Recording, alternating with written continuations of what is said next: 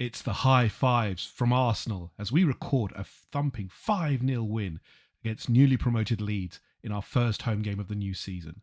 We're going to look at the lineups and all the events from our resounding win. It's all about Eze right now.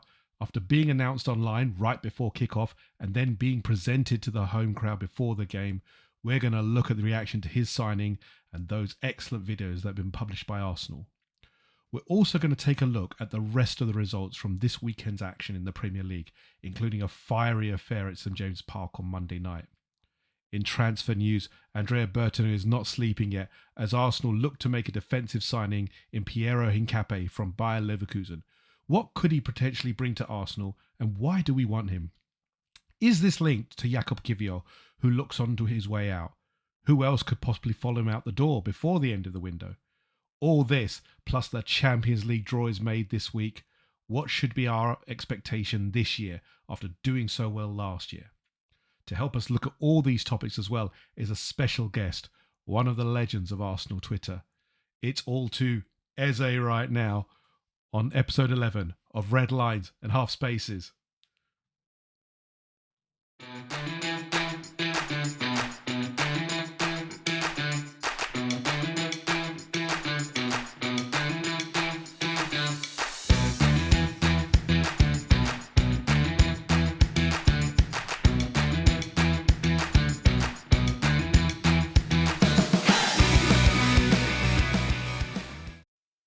Welcome to episode 11 of Red Lines Half Spaces. There's a lot to talk about, so I'm going to keep it short and sweet. We're going to introduce our co-host as usual, Joseph. Beautiful man, how you doing, my friend? Very well, Yeamin. Thank you for another lovely introduction from yourself, mate. I'm very well. Nice bank holiday weekend out the way.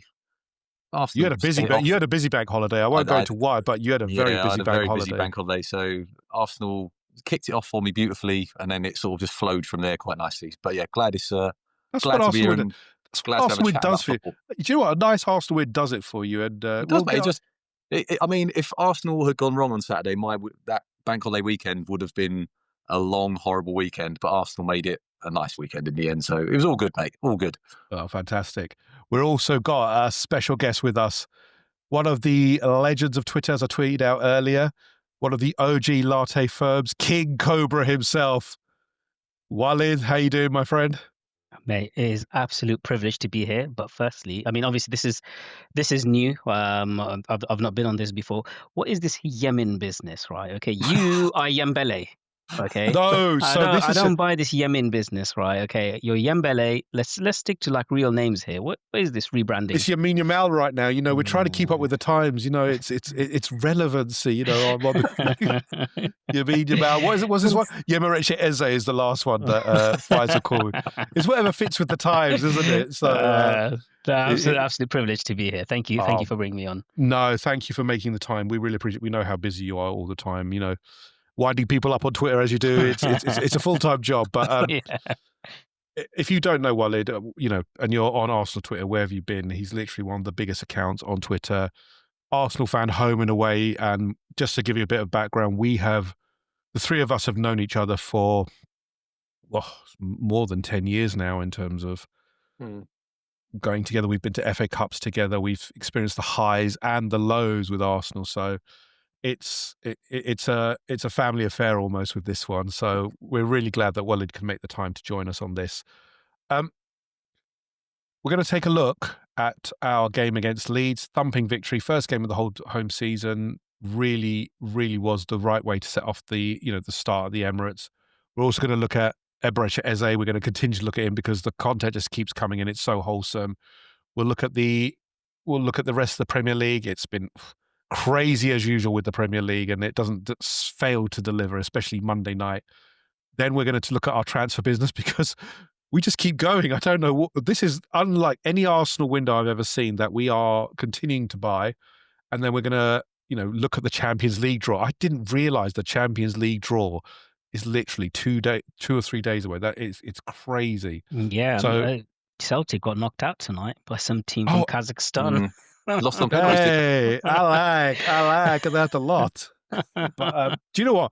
Celtic, unfortunately, Scottish football. You want them to succeed because it's obviously nice for the atmosphere and the draw would be nicer, but the quality of the league, unfortunately, at the moment does Do you remember not a few help. years back when there was the argument that Rangers and Celtic could come into the Premier League and like challenge for a top 4 spot? No, Have you ever no, heard such nonsense That in your was life? so funny. That was so funny. And do you know what? Right back then, okay, it was also used as a stick to beat us with for some reason. Why do we always get get used as examples? They'd be like, "Oh, they'd do a better job than Arsenal." You know, Arsenal was competing for top 4. These guys would come in and walk into the Yeah. Champions League. Do you Yeah, know why? Because we are the most newsworthy source. If you agitate us, it'll get views, etc. It's always Arsenal.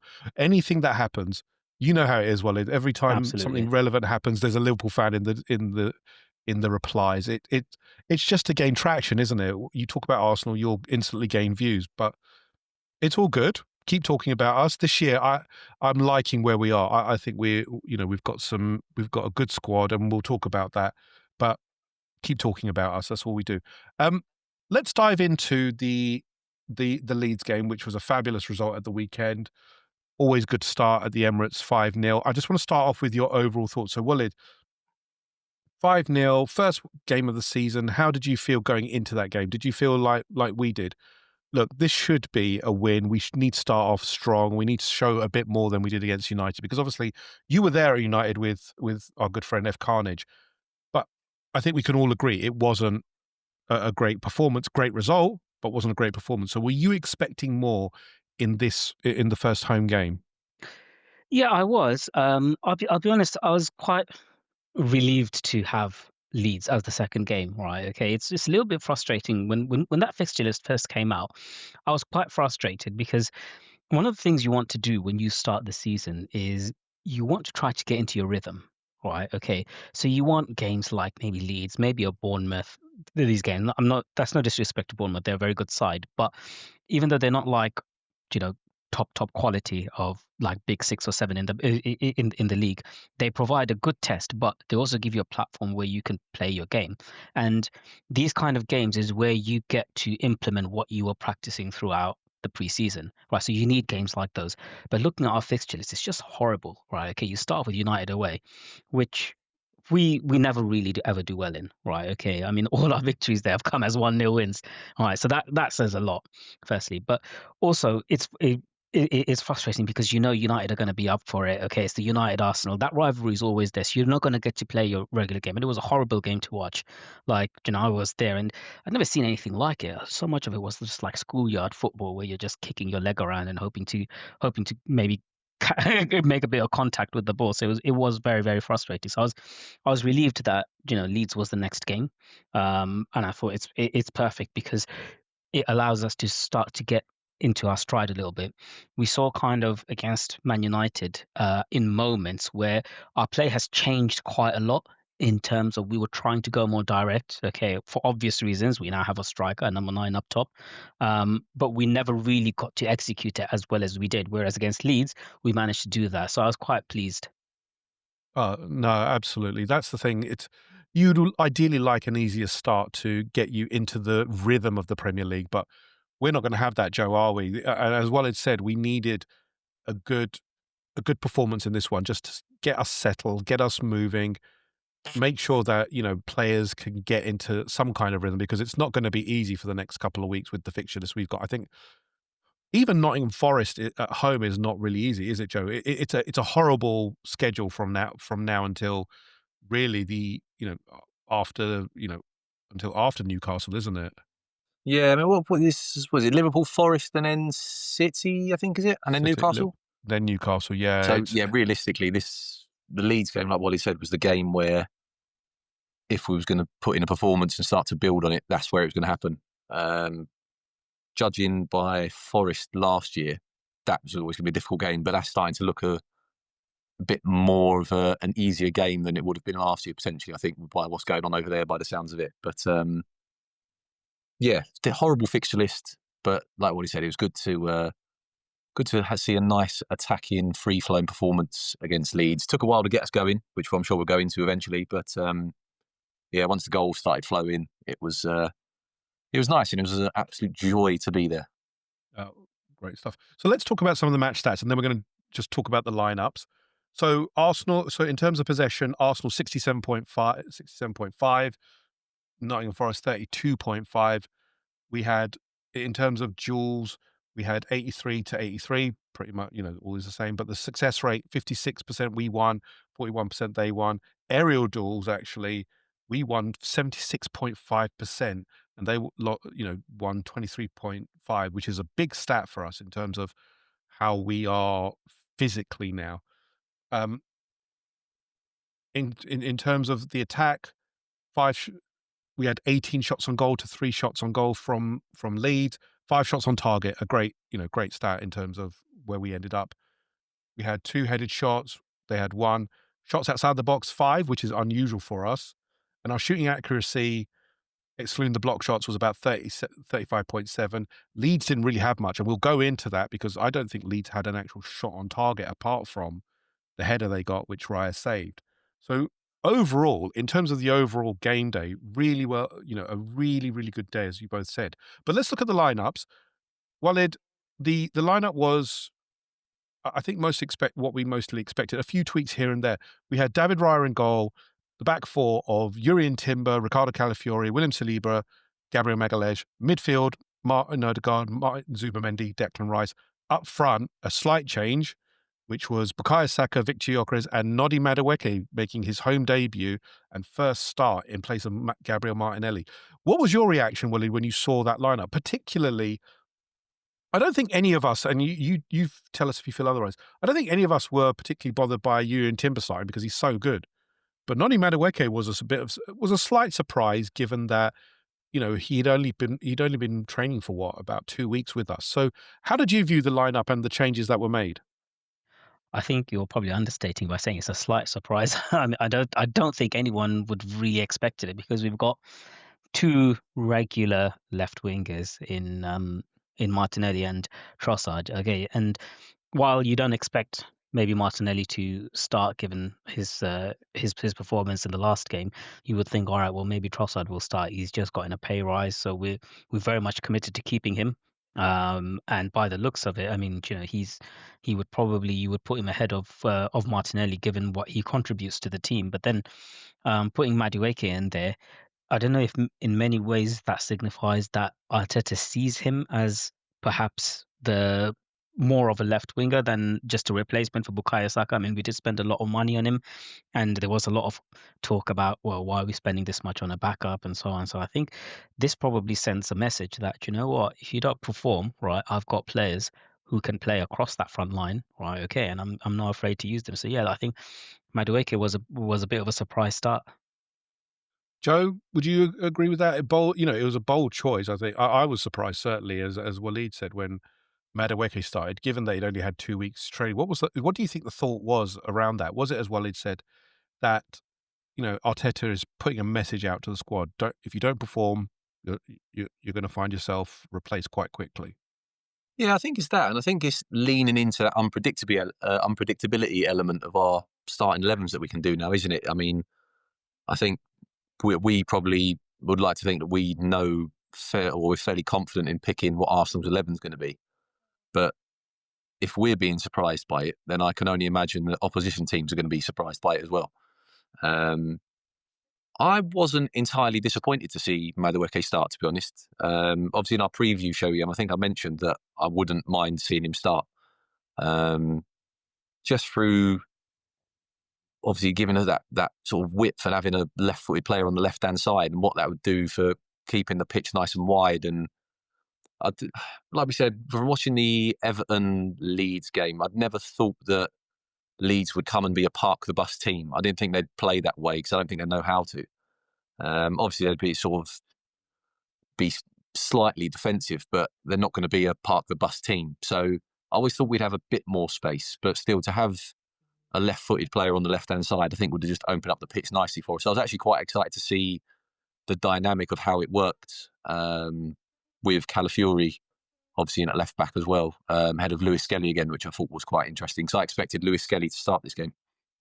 And do you think that, let's just touch upon that briefly. I mean, does this mean that Calafiori, if he's fit, would be the first choice left back? It just feels like there is a slight shift, or do you think this is just Arteta saying, look, at the moment, for this game in particular, Riccardo Calafiori, given that there's an overlap, he can overlap, he can underlap pretty well. I mean, Lewis Skelly's a really good footballer. We all know that, but he doesn't overlap. He's not an overlapper. He inverts into the midfield. Do you just think, is Calafiori the default left back, or is it's chops and changes per game? It's hard to say at the moment, mate, obviously, because we only played 2 games. So it's hard to tell, but it does make you start to wonder, is this kind of the beginning, if you like, of seeing Lewis Skelly eventually maybe moved into a midfield spot? Obviously, given the transfer rumours that we're going to later that are appearing as well. You just wonder if he's now starting to think, okay, we've obviously seen you develop at left back. Could this sort of, throughout the season as we go on, could it be that we see him move into more central areas? That could be a possibility. Or it could simply be the fact that, as we discussed, Lewis Skelly's very different to Calafiori, in that Calafiori will get forward, he'll create a bit of mayhem in sort of the against the opposition, whereas Lewis Skelly, I think, is more of sort of what Arteta likes to say, a controller of the game. So when we're ahead, bringing him on just to sort of lock things down, which I think is probably, for me, is probably what we're doing at the moment. We're kind of starting attacking with Calafiori, get the goals, obviously, and we can get him off, rest him because of his injury record, and bringing on Lewis Skelly just to keep possession and just be really tidy on the ball and sort of have a good kind of disciplined shape about us. Yeah, I agree. I think it just gives us the options that we actually need within our squad, which we haven't had for a long time. Let's go into the goals, Walid. The first goal, set piece FC, again in full effect. Yeamin Timber getting the goal. There was a notion with Leeds, and especially from Leeds fans, that at set pieces they are pretty vulnerable, and that proved the point with the first goal. How did you view the first goal? Was it just as usual? We are, increasingly becoming very, very dangerous at set pieces. So much so that teams are almost scared of conceding corners, aren't they, at the moment? Yeah, they are. I mean, do you know, you, uh, I was happy we scored. I was happy we were 1-0 up. But a part of me was like, oh, I really want to see a goal from open play. Right. Okay. Don't get me wrong. I'm so happy that we scored. Right. Okay. But I just want to see a goal from open play. But then again, it's like we are so dangerous now on set pieces. Right. Okay. It's I find it sometimes difficult to maybe accept that this is now a tool, a weapon that we've got, okay, that we can consistently call upon. Because throughout I mean, I've been watching football, we will be watching football for the best part of 20, 30 years, right? Okay. I don't think you can ever really go to any period of time where you can think of a team that has consistently been so dangerous on set pieces. That's why you almost don't want to rely on it. But even now, I mean, it's been what, we're into the 3rd season of us just banging in set pieces, and it's maybe time to accept that, you know what, it is part of the game, right? Okay, but it's not something that is just sheer luck, right? This is just really, really good planning, really, really good training. You look now, we've moved away a little bit from what we used to do, where you'd have players almost at the back post, then they'd move in, right? Okay, now we're varying it up. You saw against Man United, okay, there was one of the set pieces on the corners where we all started in the middle and then suddenly moved round to the back post, and they were all like, "What is going on? This is not what they usually do." So so there's that element. I actually also like how we're using Gyökeres in these situations, because you watch that goal. Gyökeres, as soon as the ball came in, he started running towards the keeper, right, to go around the back of him. Now, a player that size with that kind of unit running at you, right, you don't really want to try to body check me or you get bulldozed over, right? Okay, so we used him quite wisely, whereas you'd have expected, right, big tall striker, he'd be in the box waiting to header it in, but no, it was very different. Yeah, he kind of pulled players away. So yeah, really pleased that we got another set piece in. And Joe, for the second goal, this was definitely not a set piece. This was an amazing strike from Bukayo Saka. He, again, one of those ones that you just go, wow, that boy, when he's fit and on form, he would be, he is the match winner, isn't he? Because that goal was sensational. Yeah, I really liked how we transitioned as well, yeah, because we obviously spoke previously about sort of our build-up play and how it can be quite slow and predictable. And it's really nice just to see, obviously, Declan Rice covering the ground very quickly, Zubimendi picking it off, and then just quickly into the transition into Timber, who slid it through for Saka, and he takes the shot so quickly, the keeper's got no chance. So brilliant finish. But what I really liked was just how quickly we turned sort of a counter-attack into a goal, rather than sort of keeping hold of it, wait for gaps and sort of build and all that sort of stuff we've been through. It was nice to see us exploit space quickly, which is something I don't think we've done well, we certainly didn't do it anywhere near enough last year. And it seems like it's quite a big sort of quite a big impetus on it this year, that we're going to try and play quicker and be quicker in transition and try and be more dangerous. Because we've got the players to do it. And Saka just proved if he gets half a yard in the box, he's almost as dangerous on his right foot as he's on his left. Because the amount of times we've seen him from that sort of angle just smash balls high and hard past the keeper, it's a real dangerous weapon in his arsenal that he's got. So yeah, brilliant goal. And like what he said, it was just nice to see us get a goal from open play rather than 2 1-0 wins from 2 set pieces. You know, that goal was almost, I don't know if you guys look, because when it went in and I was watching it, right, it immediately reminded me of the same goal Saka scored against Leeds, but away from home, a couple of seasons ago, where he got the ball and he absolutely leathered it. Okay, and the keeper, I mean, he flung his arms out, but he was not about to put his arms anywhere near that because it had so much power. It was almost like a carbon copy of that goal. Mate, if that was a few centimetres to the to obviously the right, that keeper's head is in the back of the net as well. There's the power on that strike is just Saka's just gone. Do you know what? Get in the way of it if you want, but you're going into the goal and the ball's going in there as well. So with his right foot as well, that's some power to generate off the right foot. You know, we already know his left foot is amazing, but the power in that right foot, he's been developing it for a while, and it's a trademark now, almost, isn't it? That kind of goal where he just smashes it high into the goal. It really is a weapon that he's got. But Walid, then we get another open play goal. This one is all about Victor Gyökeres, isn't it? I mean, do you want to take us through what? Because I really loved this goal. This was something we haven't had for years, and it was just a joy to see. You know, real time. I was just like, hold on, what are you doing here? This is not what we're used to. Do you want to just take us through and just explain, you know, why Arsenal fans are so overjoyed at that kind of goal, and what does it mean for him particularly? Because it's, you know, his first goal. Yeah, absolutely. I mean, as I said, it was frustrating to have a team like United first game. It's not easy going Old Trafford away, so you were looking at this game for him to get off the mark. And yeah, I think it came shortly after half time, I think it was. Yeah, after half time. Yeah, and really loved that kind of first time ball that Calafiori put over the top. Now, Gyökeres, I mean, do you know what? It's really strange. The way he runs, right? Okay, it looks like he's slow because he's so big, right? But he's quick. No one was catching him, right? Okay. Oh, no. And his ball control was incredible. Okay, and you know, you could tell the moment he got that ball. So when he cut in, he's only got one thing in his mind, that right, this is my goal, right? And this is my first goal. He wasn't going to let anything come in the way, and the way he just cut in, kept close control. He wasn't going to let any of the defenders get in the way, and just smashed it in. Interestingly, kind of, I know you were saying that we were all looking forward to it. I was actually watching this game while I was in a wedding, right? Okay, so I had it on my phone. Okay, and it's 2-0, but you know, everyone's thinking it's quite calm, right? But I really wanted him to score, right? Okay, and well, when you put it in, I just threw the phone and went bang. Like, yes, that's it. And the whole table's like, what? But that's the thing, isn't it? But that's the thing, Walid, isn't it? Even in the stadium, Faisal actually said to me as well, I want him to score. I want to feel that, you know, look, everyone says it's cringy. I don't care. Everyone wants to throw the mask out and do the celebration.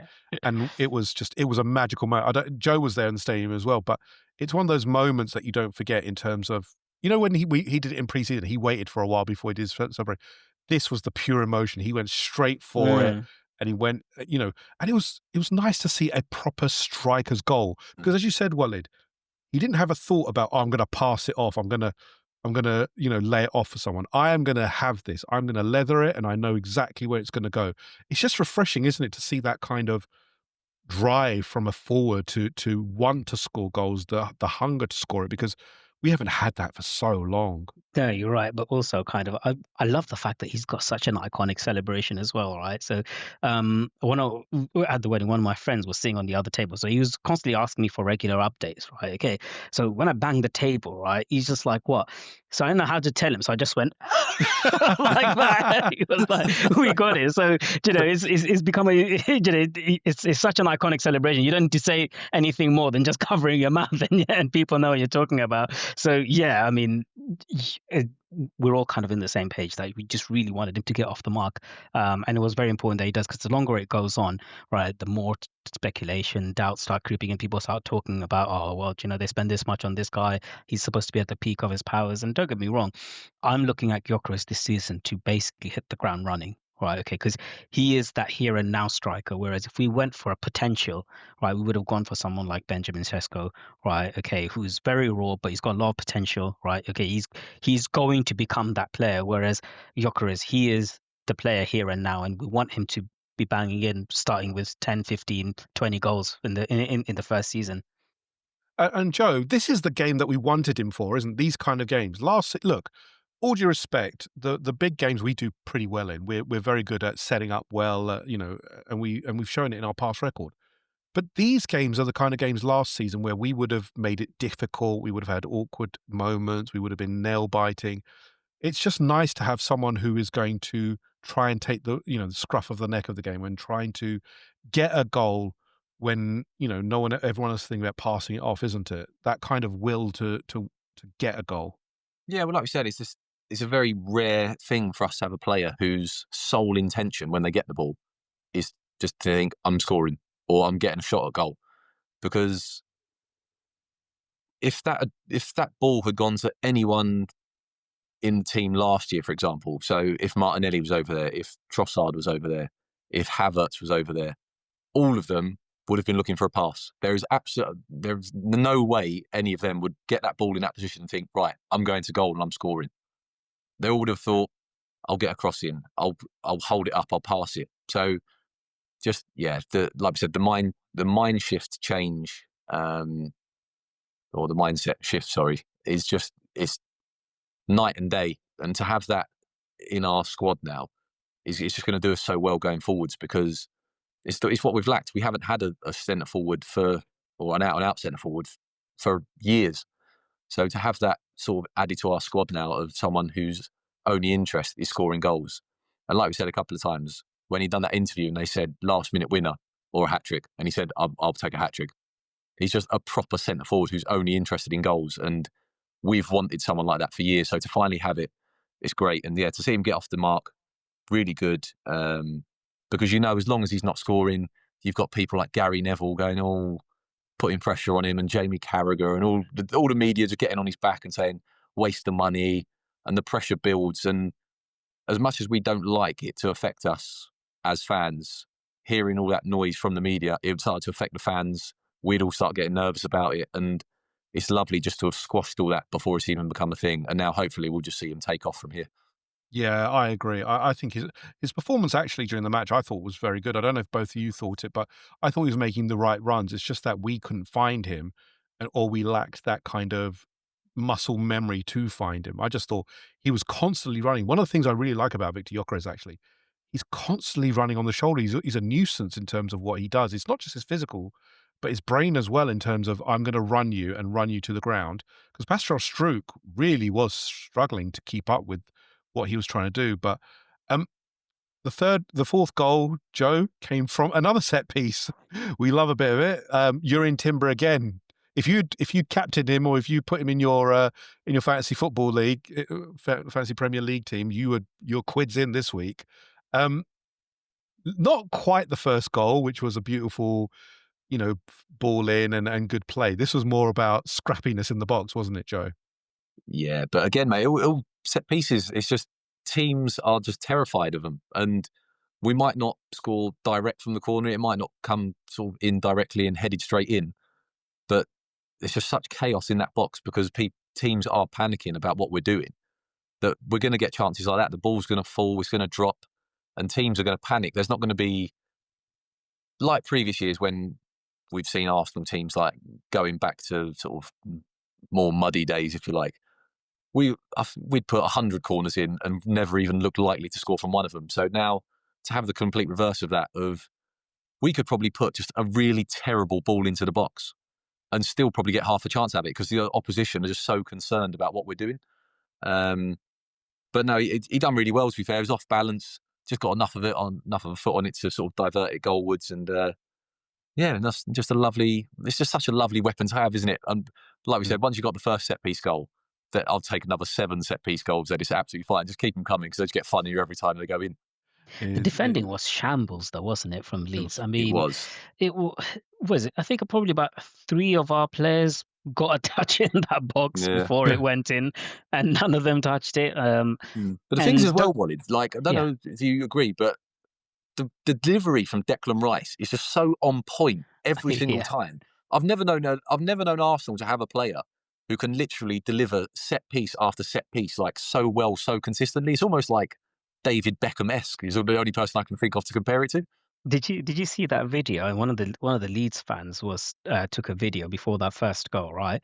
As Declan Rice is taking he's taking the corner, right? And they're singing about him being a beta version of Calvin Phillips, right? And then he puts that ball in and we score. And the way it just dies down, that song is just so funny.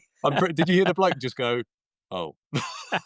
Yeah, the whole thing just kind of died down suddenly because they were there. They had that great song, right? That they were singing to him. Okay, first quarter of the game, and it's there you go. It's straight. Oh, brilliant! Yeah, I think that was purely egg on the face for the Leeds fans.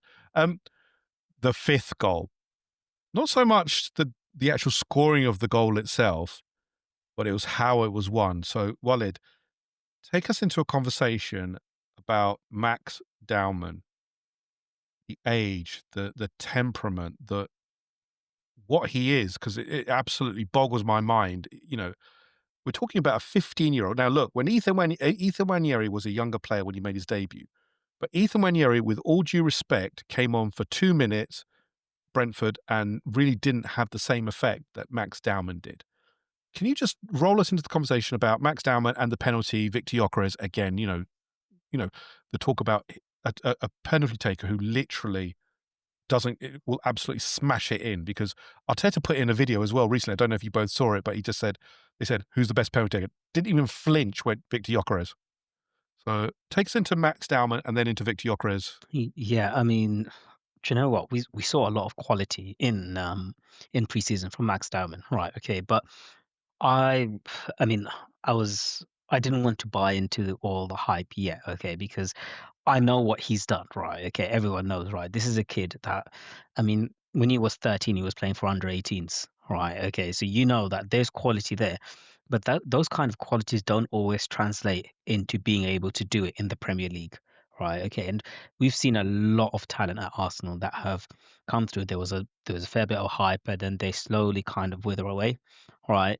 And it's interesting you brought up Nwaneri, because I think with Nwaneri, his first couple of performances when he came on, you can see that the team are trying to get the ball to him, right? Okay, but he wasn't doing anything that was risky or beyond the ordinary. What he was doing is taking the ball, passing it, moving into space, receiving the ball, passing it, and that in itself is really, really great quality. But Dowman, he was like, no, I'm going to show what I can do, right? Okay, and because he was so far out wide, right, it almost gave him a bit of space to take players on, to show what he can do on the ball. And one of the things he loves doing is he loves getting to that byline.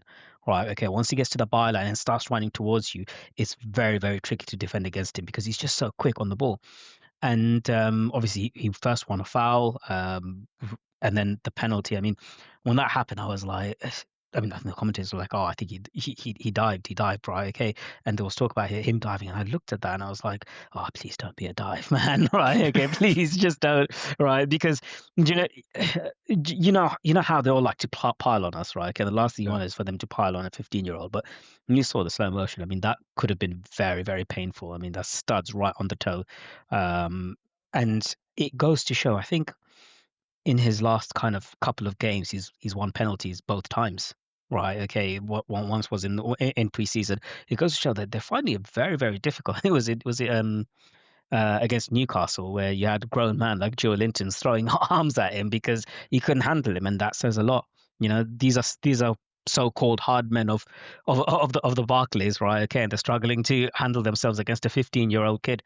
So yeah, it really, really was incredible to actually see him do it in the Premier League. Albeit, yeah, it's Leeds, but you know what? They're a Premier League team, right? When you're looking at kind of Championship and players that they're up against, right? These are very, very physical leagues, right? And he's a 15-year-old, right? He's probably not physically up to that level yet, but he really, really handled himself well. And obviously, the penalty. I mean, all I can say is I'm happy for the goalkeeper that he dived the wrong way for that, right? Because now we're talking about the Saka goal where his arms could have gone off. That would have definitely dislocated his arm. The sheer power in that was like, oh my god! Again, Joker is like he was like, hey, try stopping this, even if you get an arm to it, right? I It quite had liked so his much technique. It power. was almost like Harry Kane penalty, where he just absolutely smashes it bottom corner. It doesn't matter if the keeper goes the right way; it's just in. Yeah, I just loved it. Yeah. insane power. No, never seen anything like it at the Emirates. No, but that's the thing, isn't it? That, again, it's nice to have a certain penalty technique. Look, Saka has done really well to improve his penalty technique, ever since the Euros really did affect him. But his penalty technique has been really good. But we always knew, and it was very clear when Arteta said Victor Gyökeres is the main penalty taker, there's a reason for that, because his record is undeniable. I don't think he's missed, actually, in any of his penalties that he's taken. So, when he stepped up, they did that kind of faking thing where Declan Rice was holding the ball and you're thinking, nah, he's not gonna. You know who's gonna take it. He's just waiting in the background. He's just lurking like a predator, just waiting for it to put. And then when he took it, it was like it was unbelievable. That, as you said, the power, but to see it real time was just really scary in terms of what he does. Then obviously he had the audacity as well to do his little celebration, but then also did a little flick into the camera, because obviously there had been some trolling about, oh, he's fixed his hair more than he got touches of the ball. So I actually love that. People are saying, oh, he should be paying attention to it. I love that he gave it back to to those trolls. That's what you should be doing, showing them up, and then absolutely showing what they're missing. Joe, we have to touch upon, although it was 5-0, unfortunately, it could have been a perfect day. It could have been an absolutely perfect day with what's going on, and we will talk about the pre-match goings on. But unfortunately, we did receive 2 injuries in the game.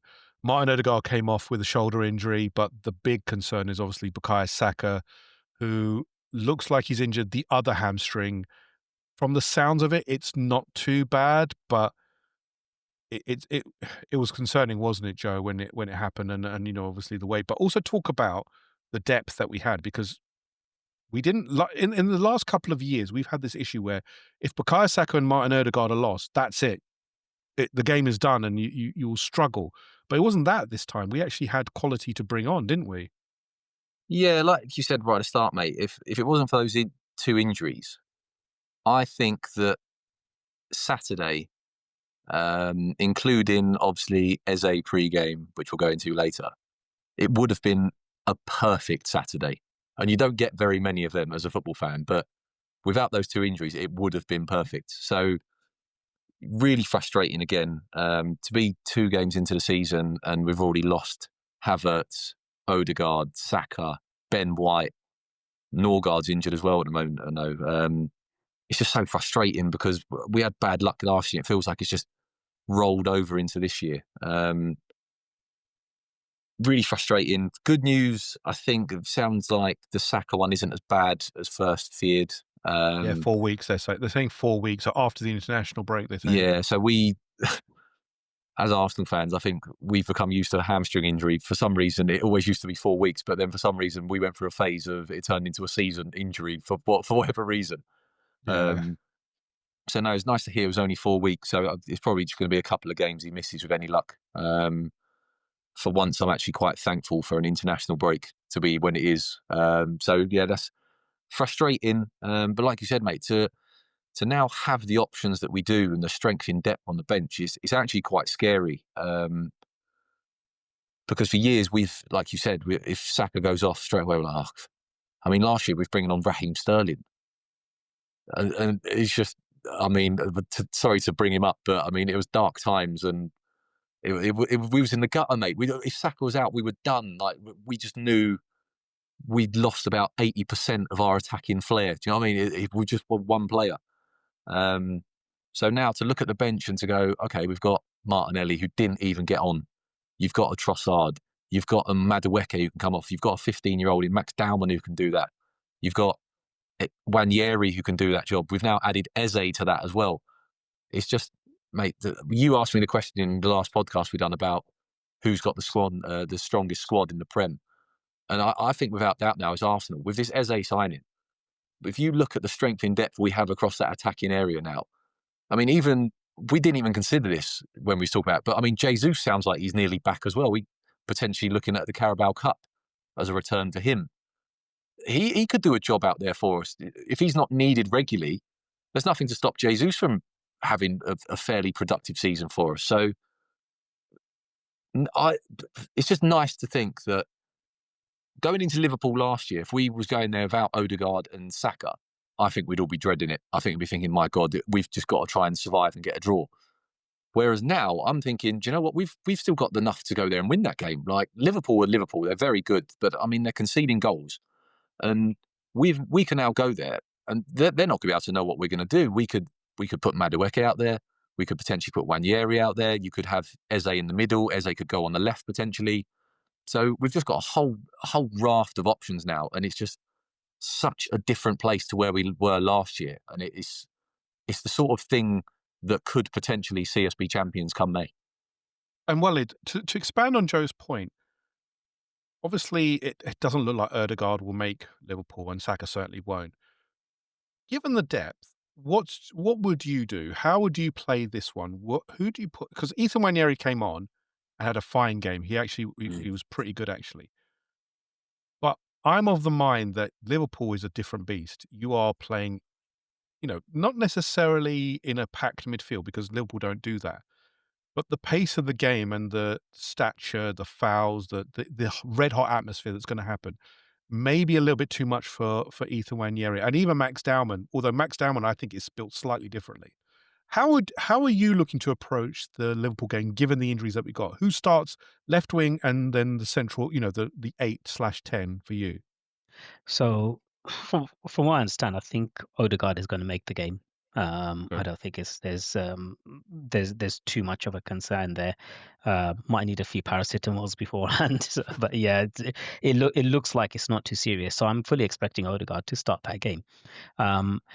I personally am not one of those people who would want to overthink it. Right? Okay, I'd go with Madueke, who was, from what we even discussed earlier, as everyone knew, that was supposed to be the backup to Bukayo Saka, right? So if you got him to be the backup to Bukayo Saka, then he's got to start that game. And the comfort that we take, and Joe's kind of touched on it, is that we've gone out and we've signed players who are not going to be phased by these occasions, right?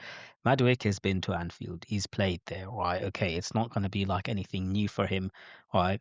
The occasion's not going to get to him because he's been there, right? Okay, albeit it's not similar circumstances. This is already billed as early season title decider. Do you see what I mean? And don't get me wrong, it is so important to. I've always said this in the past as well in the conversations we've had, that it's so important to get one over your rivals. The head-to-head games are very, very important because each game is a 6-pointer, right? It's 3 points more for you, it's 3 points less for them at the end of the season, right? So it is very, very important that we go out there and try to win this game.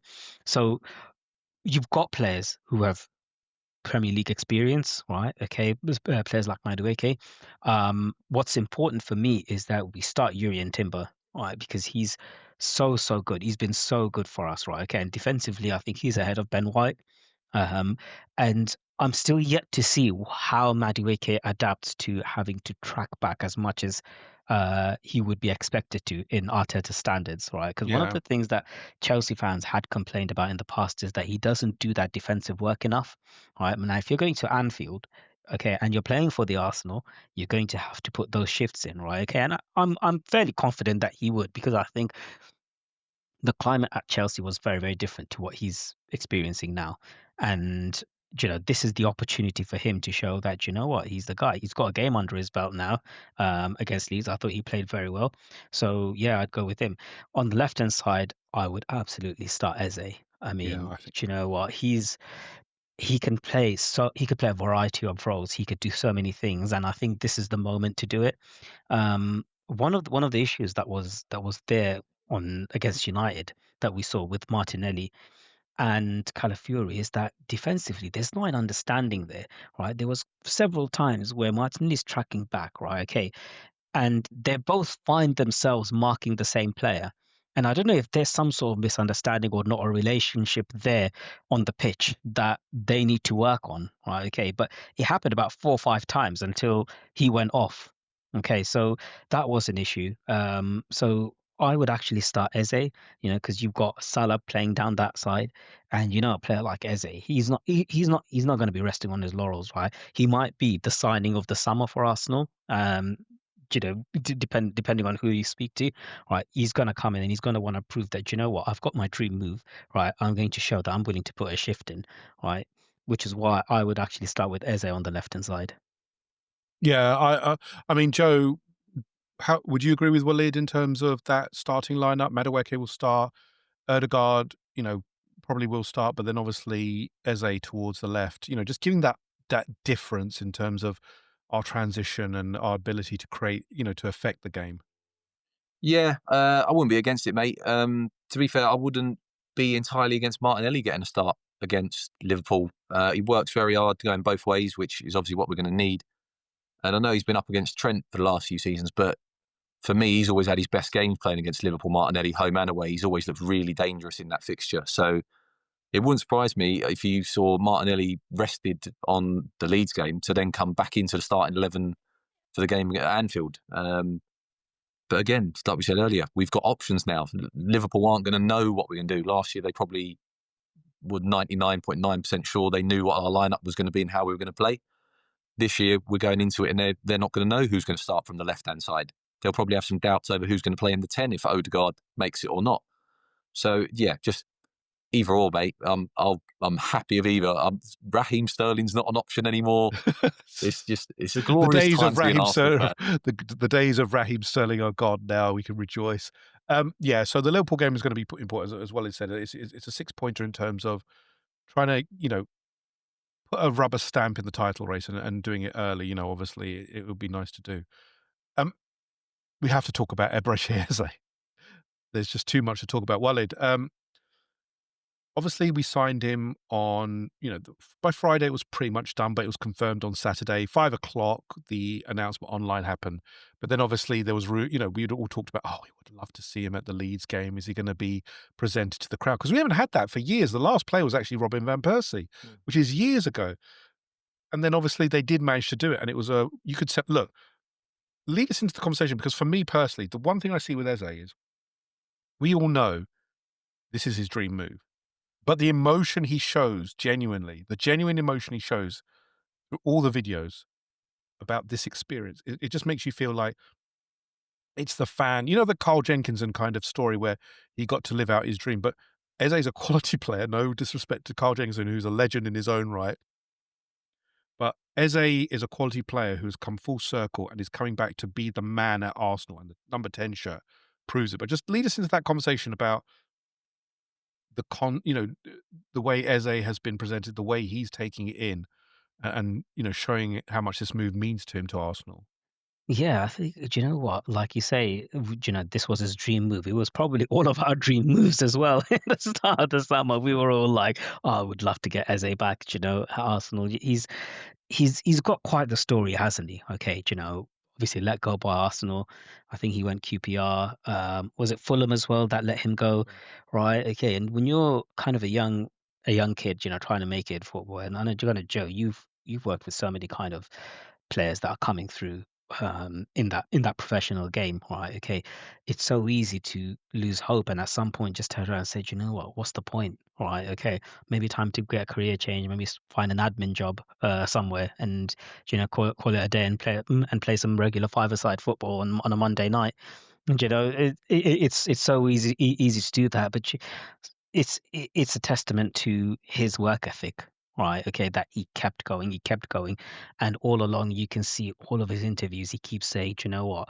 That was the worst day of my life when he was let go by Arsenal, and he was saying that he had to train afterwards after being told that he's been let go, and he just couldn't keep his mind and focus. And it's just such a nice story that he's been brought back. I, you know, I'm a bit jealous of the rest of of a lot of our fans who kind of felt that emotion of when we signed him, right? Okay, because he was going to Spurs. But I think in all of our group chats, I've been saying, guys, let's let's calm down, right? Okay, I never ever felt that he was going to go Spurs, right? Okay, I just never at any point thought that we were going to let him go Spurs. Okay, it was always in the works, from looking at all the whole scenario around it. Probably won't say much more than that, but yeah, um, I just never believed that he was going to go. Then by looking at it as well, it looked like it wasn't ever really on. Right? Okay. I mean, if Spurs,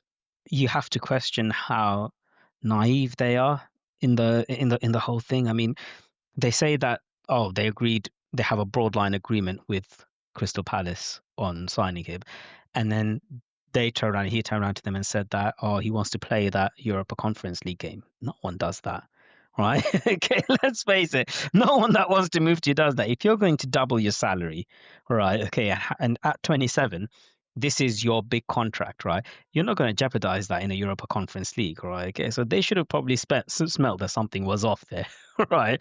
But seems like they didn't, right? Okay, and they bought the bait, and we got in there, and it is just really really nice the way he came out onto that stadium, right? You look at all the content behind the scenes, right?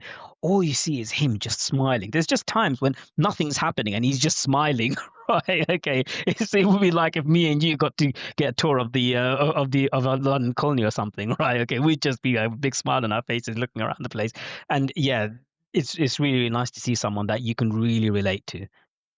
Yeah, I mean, Joe, let's talk about the content they've put out because you had the announcement video at the stadium, but it's also the behind the scenes footage. The interview with Ian Wright, I thought was actually really well done. It just felt very genuine, very warm, and actually, I wanted a even more extended version because it just feels like there's bits missing from that interview. I know it's 12 minutes long, but it just feels like the looking at the shirts, the talk, and the Henri little cameo where where Eze got a message from Henri, and he was like, you could tell that he couldn't even put into words what was happening. I mean, talk about the feels, Joe. We all had the feels. I think if you didn't have the feels from those videos, what are you an Arsenal fan for? Because this is literally to me, possibly the most heartwarming and relatable signing we've actually made as an Arsenal, as a Yeah, team. yeah, 100%, mate. You've nailed it there. I think Walid nailed it as well. It's just like you said, to see if so it's so relatable because I think anyone of us fans can relate to everything he's saying in those things, being released, coming back to Arsenal, and when he said about his mum praying for it 20 years ago, and he's sort of it's been the dream that they've been working towards, and all this sort of stuff. Like, I'm not a very religious person, but that really sort of touched me and made me kind of, I don't know, it really, like you said, it hits you here. Do you know what I mean? Like, it's just such a great story. And yeah, to see that interview with Ian Wright, who's just my hero, I actually love that man. It's just, obviously he's done the same journey. He can relate to everything that Eze is talking about. And it's just the conversation between them is just so genuine. It's just so nice for them to do that because I think that allows Eze then to speak more freely because he feels more comfortable in that kind of scenario. I think you could have got someone from Arsenal to do like that interview behind the camera and it wouldn't have had the same effect. Yeah. So that was brilliant. The Henri video, obviously his hero from when he was in the academy, delivering that message.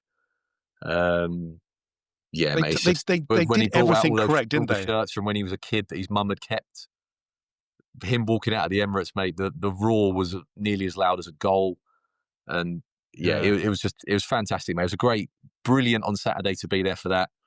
But it was amazing on the train home, being able to watch all the videos that for some reason, Yeah. Arsenal still haven't fixed their internet connection in the stadium, so my phone doesn't work between the hours of 2 and 6. No, it never does. It doesn't for anybody, I don't But think. it's brilliant, mate. And to be fair, they've just released the full behind the scenes video. Yeah. So as soon as we Just to finish talk- here, that is what I will be doing. Well, I'm sure. So one of the things I noticed in that video, Walid, was the look on his face when he saw the number 10. You know, when he was at the contract signing, the literal contract signing, he actually looked and he was like, nah. That It's was like on his almost just- Instagram story, wasn't it, as well, that little clip, I think, when with his family. But it's just the emotion. You know, the emotion that his family also getting, because you can hear them in the background. They're going, oh my God, because I don't think it was told to them until that moment that he was going to get the number 10. Obviously, you get requests, but the genuine emotion when he looked at it went, Yeah, it's like probably not the same, but when I was a kid, when I first got my Arsenal shirt, right, okay, and it had my name printed on the back, right, okay, Yeah. I was like, wow, that is insane, right, okay. The difference is that he's actually getting it from Arsenal, you know what I mean, and he's actually the actual number 10, and it's not just any old number; it is the number 10 shirt. It's a huge, it's a big number to have in the world of football, right, okay, because it goes to show that you're one of the big guys of the team. And I think, as I mentioned earlier, you could see at moments he's just smiling to himself because he really can't believe it. But at the same time, you know, he's a player who's been playing at a very high level, right? Okay, and in many ways, you can see that he's realizing now that this is the big step up, right? It's Arsenal. It's a title charge. It's Champions League football, right? Okay, this is the biggest stage, okay, and he's made it. He's made it at the biggest stage, and all he's got to do now is show that he's got the quality to deliver. And I fully believe that he does. You know, all of his videos, he just keeps talking about, oh, Thierry Henry, my hero is Thierry Henry. I mean, that video of Ian Wright showing him the video from Thierry Henry giving him a message is incredible, because you know that's the kind of way we would react if we ever got a video message from Thierry Henry. So you know, he's a kid who understands that, you know what, I'm at the biggest stage, but he also understands that he's going to do it. And I just cannot wait for Anfield on Sunday. I can't wait for. Do you know what? There's so many firsts. You know, when you're kind of relating to Eze, I don't know if you feel this, Joe and Will, but the Champions League, the first Champions League game he's going to play is going to be like, I want to watch that. You know, the whole when they pan across, and you want to see Eze go. Let's just hope we don't do a Villa and play the Europa League thing. Do you know what? That would be so funny. You'd be like, did I sign up for the wrong competition? Did I sign up for the wrong competition? Imagine you want those moments your whole life to then hear the Europa League anthem.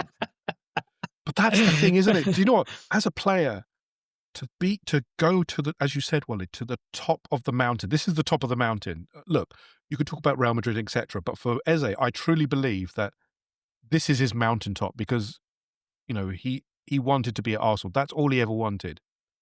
He's there now. He's about to play the big game, as you just said, at the weekend. His debut most likely will be in a crunch game. Not crunch necessarily in terms of it's to the title race or done, but crunch in terms of it's one of the big rivalries. With all due respect, Crystal Palace, Liverpool are very, very always eventful games.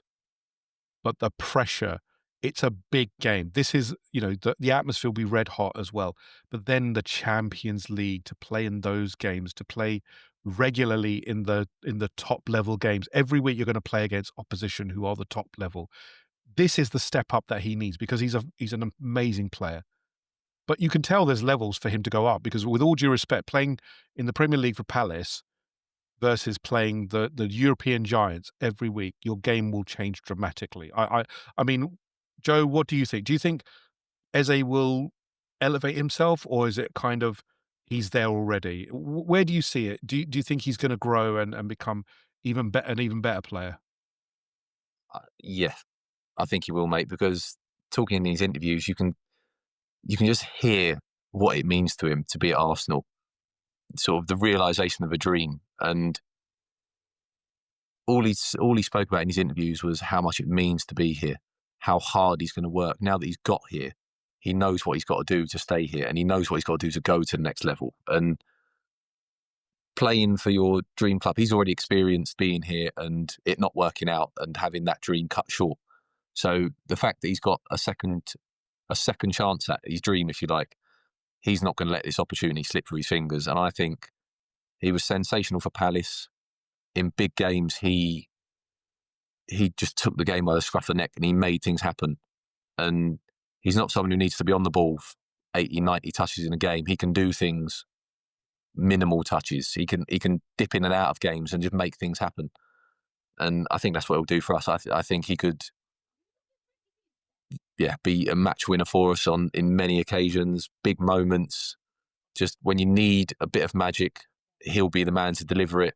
And yeah, I've not wanted a signing to work out as much as I've wanted this one to work out. I think the goodwill from the Arsenal fans, it will be sort of through the roof for him. And if he can complete his story at the end of the year by helping get us to a major trophy, I mean, a Champions League or a Premier League, is there a better story in sort of the recent Arsenal history of a player coming in, doing that? And I don't think you could beat this. It's sort of the stuff of dreams, isn't it? Like fairy tales, and you don't really think that thing happens in real life. So yeah, if that could happen, mate, it would be great. And in the time when I think there's a lot of sort of darkness around football at times, with sort of like the racism issues that are ongoing and all the sort of negativity around VAR and the money that's involved in football now and how shady some of the deals are,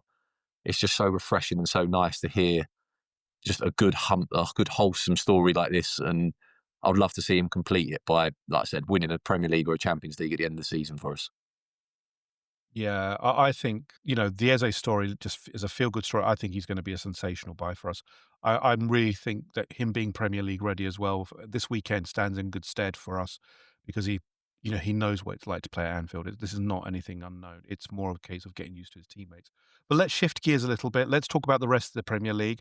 Walid, we're going to start Friday night, West Ham Chelsea. Oh dear, West Ham. They really do have issues, don't they? It doesn't look good Yeah, for them, does it?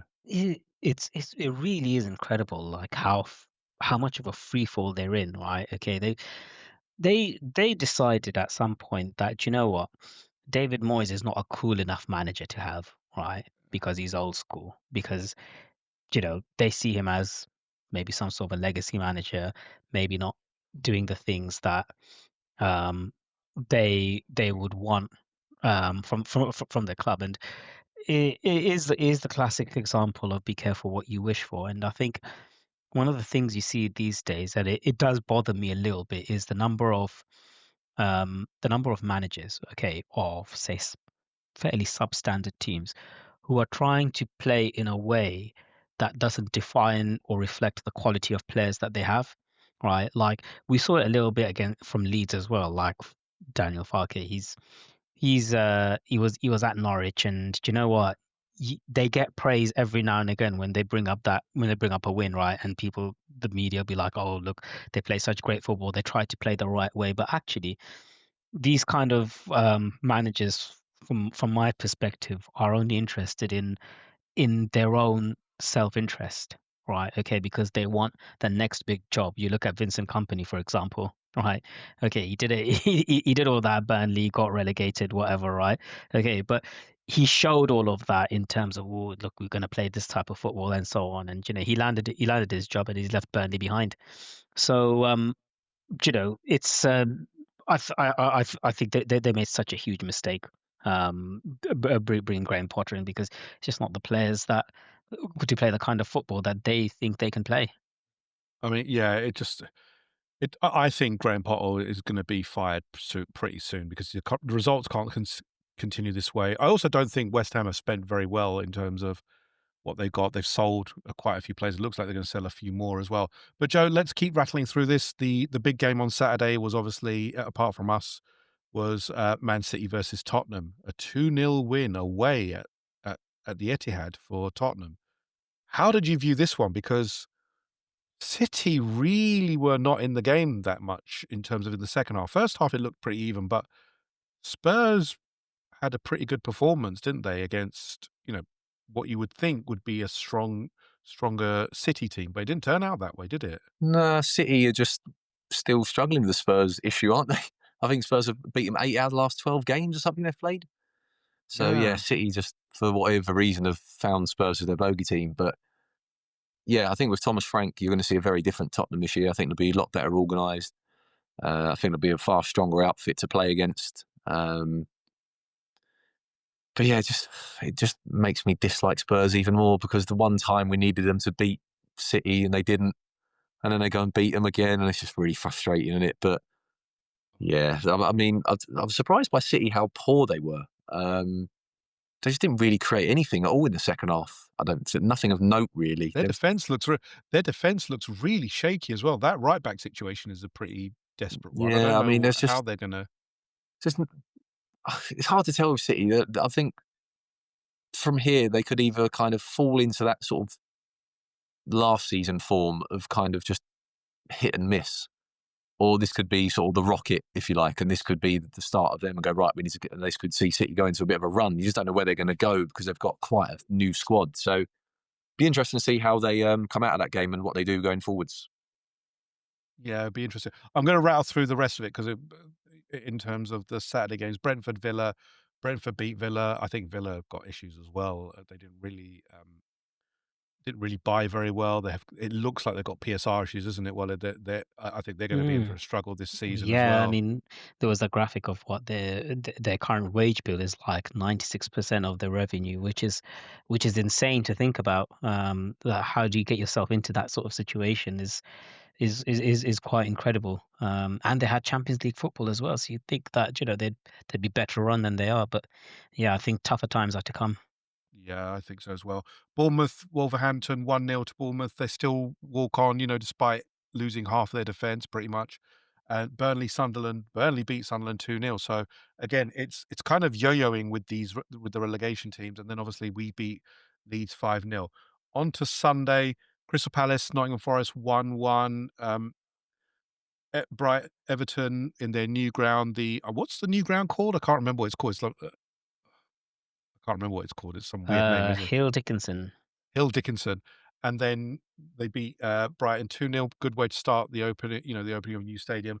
But then obviously the enjoyable result that happened on the week in terms of on Sunday was Man United drawing 1-1 with Fulham. They go ahead, but obviously our old boy ESR comes back with with a goal, and it's a draw.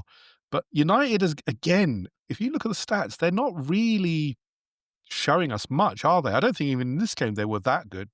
I mean, Joe, what did you No. think? It was sorry, Willie, go on. It was just, what are Yeah, you it doing? was. I mean, no one was really surprised by what happened. I did think the most entertaining part of that game was Bruno Fernandes complaining about the referee touching him. It's like, mate, come on, right? It's like primary school stuff, isn't it? Like how do you touch him? And after the match, he's like, oh, that's I'm not saying that was the reason I missed, but he clearly was, right? Mm. He does like to make a complaint, doesn't he, Joe? I mean, No, there are lines that he's so irritating, and he's just such a. But he's in that moment that summed up everything that's wrong with Man United. I mean, look, obviously for us growing up, like their captains, you've had like Steve Bruce, Roy Keane, Pete, like Eric Cantona, people like that, and you think, can you imagine any of them moaning that a referee bumped into them and blaming that for the reason they missed a penalty? It's a joke, and Also, it just sums up the sort of the weak yeah. mentality that they've got at the moment. What is the reason for them benching Benjamin Sesko? I mean, you bought a striker. You've clearly got issues up top, right? You bought a striker, but they're bedding him in, or they're taking their time with him. It's like, but why? Like, you're not. it It's doesn't not make like you've sense. got better players Well, at the moment. the fact is that Victor Gyökeres was pretty much in from the start, wasn't he? Even with Kai Havertz still in there, you want your striker to have as much time with the wingers he's going to play with. In this case, Cunha and Mbeumo. It doesn't make sense. I mean, he's a lot of money as well. We're talking. I don't know how Man United have done that. They closed their canteen or something, maybe, but it's Yeah, I find it odd, Joe, don't you, that he hasn't really started. He hasn't started. Is it just that they know something is up there, or is it just a case of Amarim just wants to ensure that when he comes in, he's fully fit and raring to go? I don't know. I've got no idea, mate. Why you'd spend that sort of money? I get you trying to slowly bed him into the team, but equally, your team's not that great, and you've spent a load of money on him. So you've got to start playing him at some point. And surely, I mean, understand him not getting many minutes against us, but surely Fulham away would be a great time to give him a start. And if you take him off after an hour, then at least you give him an hour. But just very strange. But Man United are a strange club at the moment, aren't they? They just, yeah, it's just not the Man Yeah, I United mean, used to. But I love it. It's they great. haven't won. It's hilarious to watch. But I want to see how long that bloke on Twitter who's not cutting his hair until they win 5 games in a row. I want to see what the state of him is by the end of the season. I think he'll be looking at a big hairy mammoth at that point, because I can't see them winning 5 games in a row. I just don't see it. It's too inconsistent at the moment from them. Let's get to the fiery clash on Monday at St James's Park. Well, this was an all-timer almost in terms of the atmosphere, the events that happened. I don't know which start. This is almost as eventful as our one in terms of goals, but the events that happened in this one, 3-2, Liverpool won the game, but didn't tell the whole story, Walid. I mean, you had a red card, you had a 16-year-old winning the game. The emotion throughout was just unbelievable. I mean, how did you? I mean, we all watched the game on TV, obviously, but what a game to watch in terms of pure cinema, wasn't it? Yeah, I mean, it was almost everything you expected was going to happened, you know. They started off, I think, from what, first minute, okay, high boot, someone's caught someone, and yeah, it was everything. The thing I didn't expect is for, you know, none of the Liverpool players to get a red card, because there were some very Yeah, questionable challenges. There were some very obvious second yellow cards, shall we say, that weren't given. You know, I mean, don't get me wrong, Anthony Gordon's red card, I mean, yeah, how the referee didn't give that a red card from the start is quite incredible. He literally went in on him, right, full on studs up, right. He had the marks to show it as well. And yeah, it was carnage, but all it did again was highlight how badly refereed the Premier League is, and we just keep every single week we coming back to it. How is it getting worse and worse? Right, is inexplicable. Liverpool, for their part, I think, played a very good game. Right, hugely impressed with Ekitike. I think he's looked a very good player. I wasn't sure how he would fit in because he's quite tall and dangly. I didn't know if he's gonna handle the pace of the Premier League or the physicality, but he's shown that he can handle it, and you know he's put some very good performances. On the other hand, you know, Florian Wirtz, you're probably expecting to see a bit more from him for the kind of money they spend, because when you spend 150 million, well, or whatever figures that Liverpool want to say, or over 100 million, you expect the player to come in and start performing straight away. These aren't the types of players that you're going to come in and say, right, well, he needs this much games or he needs that many games. You're going to have to come in and start performing. And at the moment, I don't think he's done that. But you know what? He's got a bright future. He's a young player. We've seen what he can do, and you know, perhaps there's more to come from him. and then obviously, Joe, the game was won by a 16-year-old. You know, obviously all the talk was Max Dowman until I can't even say Rio Naguma, I think is, you know, what a way to announce yourself. Yeah, great Win finish. the game. Yeah, I mean, it's just that kind of story that, you know, it was written, wasn't it, effectively, when he was coming on? Because obviously all the Yeah, talk I was mean, in the pre-season, Liverpool he's had done backs to really the wall well. for a long time, weren't they, towards the end of that game?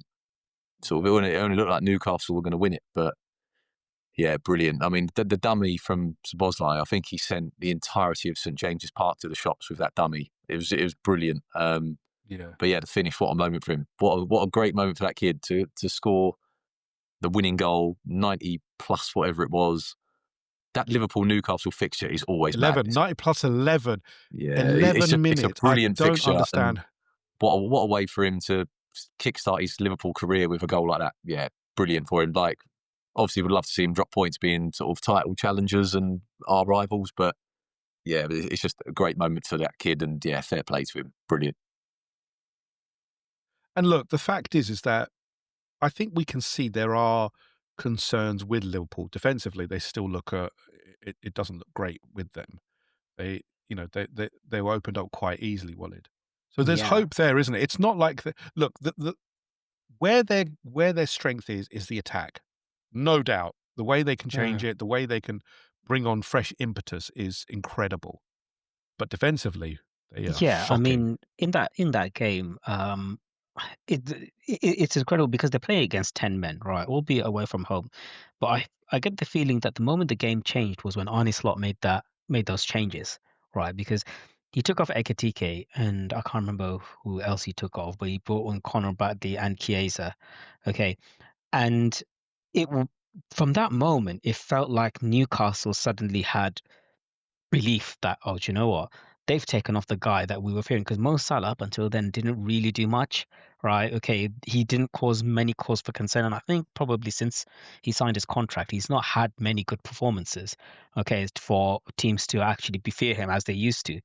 So the moment he made those changes, the game kind of shifted a bit, and Newcastle smelt blood. And for 10 men to come back to 2-2, right, was quite incredible. Okay, you have to say Liverpool were lucky that they managed to get that win in the end because I don't think they deserved that at all. At one point, I think they were putting the second half stats and it was like 80-20%. For Yeah. 10 men to do that, even regardless of the fact that the other team might be 2-0 up, is quite incredible. So yeah, there's definitely holes that could be exploited, but I I can't imagine they're going to be this bad against us because there's going to be an extra spring in the step. There's more at stake when it's Arsenal, and these are your main rivals. So I don't think that they'll be as open as they were. But yeah, certainly there's gaps that we can exploit.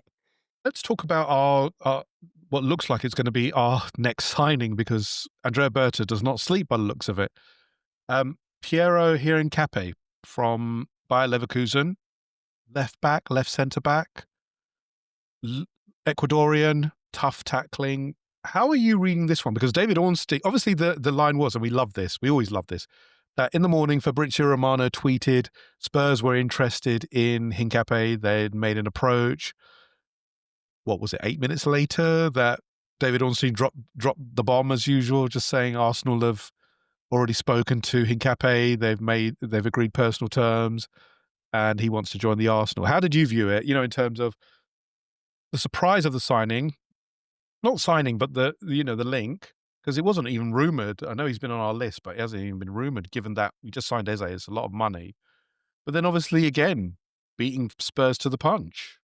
Yeah, that was quite funny. But firstly, um, I I'm going to trust you in terms of the pronunciation of that name because what I did was when we first got linked to, right, I watched some videos, right? Okay, some clips, okay, in the hope that the commentator at some point mentions his name, right? But all I got was, oh, it's such a lovely buzzer, it's a great finish, right? Okay, but no one's actually saying his name. I have no idea how to say his name. Okay. I don't either. So I'm just ad-libbing But as much as that possible, my friend. yeah, that tells you how much of him I've watched, right? Okay, so I'm not going to pretend I watched a lot of him, but from what it seems and the clips that have been going around about him, he looks very much like if you had to if someone told you, right, to close your eyes and write down what would be Arteta's ideal centre back, right, this is what you would have, right?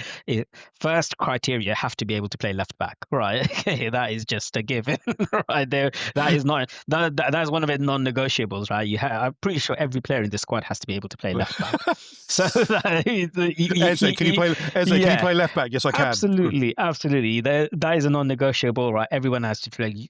No one's even David Raya is probably not exempt from that responsibility, right? So yeah, he meets that. He's a ball carrying centre forward, so he carries the ball. And one of the stats I saw about him was that I think he was like the sixth quickest player Yeah, he's got some in pace, the hasn't league. he? He's got incredible recovery pace. So I suppose what that does is it gives us that option to play our high line, because Yeah. Kivior, for or his faults that might be there, he was still quite quick, right? Yeah, Okay, whereas so he's Calafiori's had. not Calafiori's not the quickest on the Yeah, recovery. but kind of fear, but perhaps not as quick as some of the others. But yeah, he's got incredible recovery pace. So you can see that there's qualities there that very much fit into what we're looking for, and what we tend to look for every time we sign one of those defensive players. To be able to play multiple positions out from the back, be good on the ball, but and he's racked up a few assists, I think. From what I read, is that no player under the age of 23, no centre back under the age of 23 created as many chances as he has. Mm. So he's got something about him, which obviously is translated by the transfer fee that we're willing to pay for him, given if at some point Kivio leaves. Yeah, I mean, it looks like a very astute signing again. Just credit to Andrea, Berta, and Mikel Arteta for identifying a player who's got these kind of stats. I mean, obviously he's a known quantity in Europe, given Bayer Leverkusen's exploits in the last couple of years. But also, it does indicate as well, Walid, that it looks like we're probably going to be letting go of most likely Jakub Kivior, who has been heavily linked to Porto. It looks like the deal is almost there. Um, and as well, it sounds like as well, in terms of the fee, it's not going to be the ideal fee, but he wanted Porto and we respected that. How are you feeling about us letting go of Kivior? I mean, he did very well when he came in last season. I mean, he hasn't had a great spell, I would call it that. But last season, that second half of the season is where he established himself, really, wasn't it? Yeah, I think in many aspects he's judged quite harshly, right? Okay, you judge him against someone like Gabriel, who is so good, easily one of the top five centre backs in the world, right? Okay, without a shadow of doubt. So to be able to come and step in his shoes is very, very tough, especially if you don't play as regularly as you do, right? Okay, and one of the things, I suppose, one of the criticisms of Arteta generally has been that he doesn't rotate teams um, as much as he should. So, you know, Kivior's had to come in from the cold at times, right? Okay, he's had to fill in at left back where he's perhaps not as natural to invert. Okay, as much as he would be if he was just able to play a traditional left back role.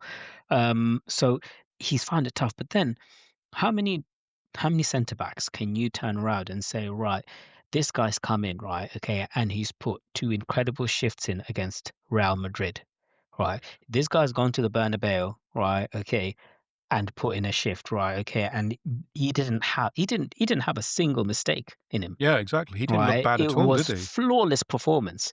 Okay, so his stock was actually quite high, but from what I understand is that there were several clubs that have been after him, right? Okay, and I think Arsenal probably could have brought in a bit more, if they sold him from clubs that are interested in the Premier League. But what Porto can offer him is Champions League football, and he sees himself as a player who should be playing at that level, right? Forget the fact that it's not Premier League, Portuguese league might not be one of the top five leagues in the world, but he's still playing at the biggest stage, which is the Champions League. And I don't think you can begrudge someone for that, especially when he's willing to waive off the kind of money that a lot of Premier League clubs would be willing to offer him, because they know for a fact that this is a player that can come in. He's done it in this league. Okay, he's got the physicality, he's got the pace, he can handle himself. Right. Okay, there's no risk to that kind of signing. And a lot of finding centre backs is just not easy these days. Yeah. It's really not easy. So to be able to get a player in like that would be a huge coup for clubs like Crystal Palace, West Ham, these guys. But do you know what? Fair play to him. He wants to play at the highest level, and He's looks like he's going to go to Porto, and play in the Champions League. Fair enough. I mean, we can't begrudge him wanting to continue to play at the highest level. He's going to be the main starter for Porto. He'll no doubt improve every week. If he plays every week, he will improve, which is what I think he's looking at. Um, do you envision that outside of Kivior, we're going to be able to make more sales? Because look, this is the big acid test at the moment. We know Berta's really been on it in terms of buys. But if you look at it, Vieira's still there. You got Zinchenko. You got Reece Nelson. Do you envisage more sales coming in the final few days of the window, Walid? Generally, yeah. I think if you look at the kind of players that we've got to sell, I wouldn't say any of them would have been someone that had been targeted by clubs from the start of the window, because I don't think the quality is necessarily there. Although I think probably Zinchenko is one that surprises me a little bit. He probably should have gone or found a club uh, probably earlier in the window, but he's still here. But we're at that stage of the transfer window now where people start looking through kind of the leftovers, right? What's Yeah, left, right? Let's fill in the gaps. Okay, let's just make it desperation. happen. And things happen where in the last week, once you move into the last week of the transfer window, things happen that normally wouldn't have happened in the start of the transfer window. So yeah, I'm expecting a few to go. The only ones that I think will be difficult to shift would be the likes of maybe Lokonga. I've not seen much interest from him, which is a little bit surprising because I think he's had good spells at Luton and I think he was at Crystal Palace as well, wasn't he? Crystal Palace, Sevilla. It Yeah, didn't do much Sevilla, unfortunately. no, but he played quite well for Luton. So it shows that for a lower end Premier League, he could put shift in. But I'm just not sure whether he's we're going to find suitors for him. I'm expecting perhaps Fabio Vieira to go. I think there are suitors for him, and certainly Zinchenko. I'm hoping that we can shift as well because we do need to recoup some money at the moment. Yeah, hopefully we can get some sales out just to recoup the money. Well, the last subject we're just going to quickly touch upon is the Champions League returns, and it's the draw this week. How are you feeling about it? How are you feeling about our chances within the competition? Because obviously last season we got to the semi-final. It was a bitter blow against the eventual winners, PSG, who were just amazing. But if you look at it overall, and I know people hate this, but we could have made a game of it. I think if we'd had the full team, I think we could have maybe have won it Yeah. if we. It's So Champions League is strange now, isn't it, with this new format because you're not actually sure what kind of strategy you go with, right? yeah, Okay, so you look at Liverpool, they finished top of the groups and they end up getting PSG who finished 20 something, I think, yeah. or it was it 20 something or 18th, I can't Well, remember. it was pretty low down. They came through And the they ended up eventually winning it, right? Okay, so not having like say double headers against a side. You only play them once, where they might be home yeah. or away, right? It's very entwined in getting the luck of the draw. And from what I can see, we're obviously going to have one of the league winners In our pot. in our group. Yeah. So it's likely to be what Barcelona are, and probably going to be in that Inter, Bayern Munich. So But I yeah, say bring it. I say bring it oh because, yeah, absolutely, because it's a single game and not kind of a double header. So yeah, yeah, from purely like a fan's perspective, okay, so you know me, I'm someone that likes traveling, right? Okay, I yeah. like traveling. I've been many places in Europe, okay, places that no one would generally like to go. Yes, Okay, some very awkward places. I've been to Ostersund on minus 16 I degrees know. watching us in the in the Europa Walid has League. done the mile. Look, I have, if yeah, yeah. yeah, yeah. So I'm hoping that we get a nice away draw against somewhere obscure like Kazakhstan or something. You want the that'd be obscure. nice. You don't want the I easy one. You don't do. want the easy. Don't want No, the easy ones. because you know what? I don't like the popular destinations. Yeah, I like Barcelona. Munich. I've been to so many times. They're boring places. Even Milan is boring, right? Okay, I want somewhere good this time. I want to go Kazakhstan, right? Okay, hopefully, you'll come along with me, and I'll show them your Borat impression that you made and see how well that goes down. Oh yeah, I don't think I'd make it out of Kazakhstan, would I? In particular, but yeah, I'm looking forward. I'm looking forward to the league draw. I just think for the first time in a number of years, we can go in and be very confident in how we're going to approach the league format because again, we've got the squad, we've got the know-how as well. We're not new players at this. It's now we are a cemented contender. And if you look at players, like teams like Chelsea, for example, young players who have, a lot of them have not played the Champions League. It's going to be very interesting. They're in pot one, which I still never understand. Again, I know it's based on European competition, but Chelsea have not been there for a couple of years, and then obviously it's they're going to have to play some of the big guns as well.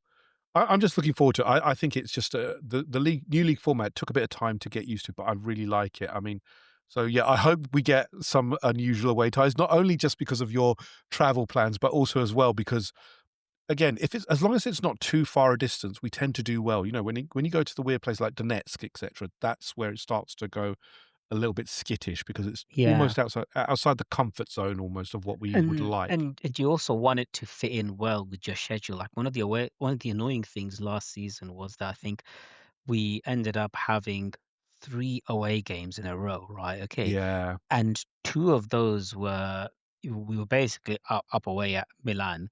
Okay. And then on a Saturday, 12:30, we've got Newcastle. that's what. Yeah, that Right. was it. Okay. And that's just really, really hard. And we end up losing that game at St James's Park.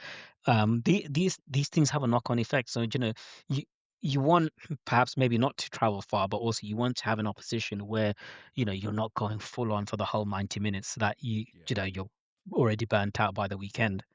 Yeah, exactly. So we're going to watch with bated breath as usual because obviously the computer will throw up something for us. I suspect Barcelona is going to be in the cards for us. It just feels like it. I still don't get the draw particularly as well. I'm still struggling with the draw.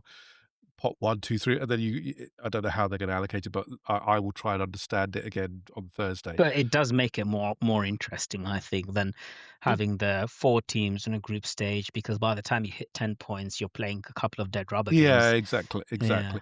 I think we will get to the dead rubbers by January. Obviously, it does extend over into January. I think we will get there, but again, the build up to it is very, it is still very exciting, and Yeah, there's you're going to be a almost few. you're almost trying to earn the dead rubbers, because if you got a dead rubber, all right, okay, that Yeah, means you've done well enough to have already qualified. So, you're almost playing to have the dead rubber games. yeah, but also as well, this year there's a slight change in that what happened with us last year, where we were we were placed higher than say Real Madrid. But we had to play Real Madrid second, which is not wasn't fair to us. Mm.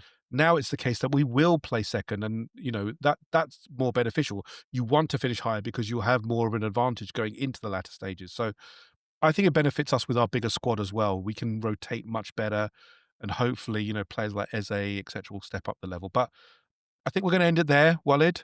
Thank you so much. For all those wondering, Joe has had to drop off. There are some parenting responsibilities he can't get away from, but thank you to Joe as well. Thank you to Walid. Walid, where can people find you if they want to look at your insightful views, your banter as always? Yeah, no, absolutely. So, find me on X on @1walid1, or if you're on Instagram, the London Gunner. Yeah, I've got some pictures out there of my travels around following Arsenal games. And We're X is gonna just full of wind-ups. Anfield this weekend is definitely going to be on the Yes, on the picture absolutely, list. And you absolutely. can, and Hopefully. occasionally when Arsenal lose and it's something bad, then you can find King Cobra here on the latte firm. He tends to Yeah, show up when we're losing. yeah. But Hopefully Sunday is just um loads and loads of pictures of me doing the Jokeris celebration. I hope. Do you know what the space he's going to get? That high line. He must be licking it. They must be literally saying first time ball, first time ball, first time ball. Just do it. So I'm looking forward to it. But again, Walid, thank you for making the time. I know it's very difficult with your schedule, and I appreciate it. Obviously, we're going to look forward to having you on some more, hopefully in the future. But that's it for now. Thank you very much, everyone, for listening. If you do like the content, please do subscribe to us. We're on all good audio platforms. On YouTube, we're going to try and do this. We're going to try and publish this video as a live one for the first time. So let's see how that goes. But thank you very much, and we'll catch you again on the next one of Red Lines Half Spaces.